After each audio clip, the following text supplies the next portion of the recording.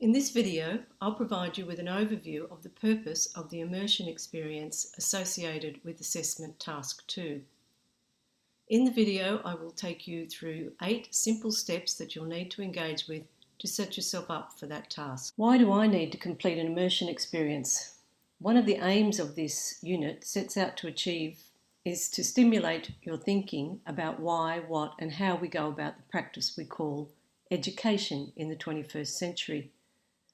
In the very first topic of the unit, we challenge you to think about the term education and encourage you to widen the lens of the concepts teaching and learning to consider sites of education beyond schools. As commencing teacher education students, we also believe there is much to be gained by experiencing a range of education sites and observing the practices that unfold there through educators' eyes. The experience also informs the completion of the report you are required to submit for Assessment Task 2, which is worth 30% of your overall grade in this unit. Where can I undertake my immersion experience?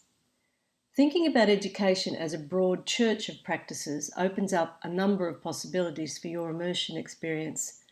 You can consider institutional sites such as preschools, long daycare centres, primary schools, high schools, Montessori schools, Steiner schools, TAFEs, community colleges, universities, or you can consider sites where less formal educative practices are undertaken, such as local sporting and surf clubs, to observe and assist with things like nippers, dance classes, gymnastics, tennis, soccer, football training and other less sporting events. Community and church group associations also offer educative experiences, including things like Scouts and Sunday School. And many cultural venues, including museums, art galleries and theatres, also offer education programs. The list is long and open to your own interpretation and interest. The only criteria we have is that you must be able to observe educational practices being enacted over an extended period of time, a minimum of 8 hours, in order to complete the immersion report. In order to set up your experience in a timely fashion, it will be important for you to make this task a top priority for the first few weeks of this session. To achieve this within a minimum fuss, we ask you to follow these 8 simple steps. Step 1. Familiarise yourself with the Assessment 2 requirements. Download and read what is required on the report and be sure to read the relevant sections of your textbook to ensure you have a clear understanding of the terminology of the report and of the marking criteria. This information may guide you to or from particular sites. Think about and research and identify a site you would like to visit. We encourage you to think deeply about the range of educational sites available within your community. Try to identify a site that interests you or that you have little or no experience of. If you do attend a school, try to identify education practices like reading recovery groups that you may not have observed or been a part of in the past. Step 3. Approach the site to seek interest and clarify requirements. This is a really important step.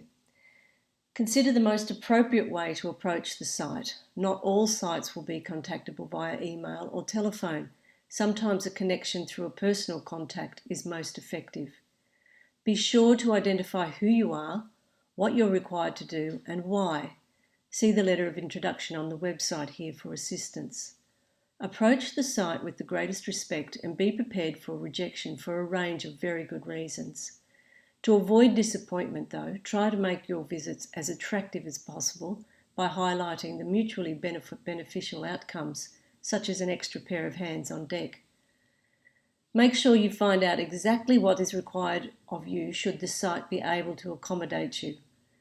Most importantly, you need to ask the question whether you require any child protection documentation, special clothing, knowledge or skills. Step 4. Register your child protection documents with the SCU Professional Experience Office. This is a critically important step.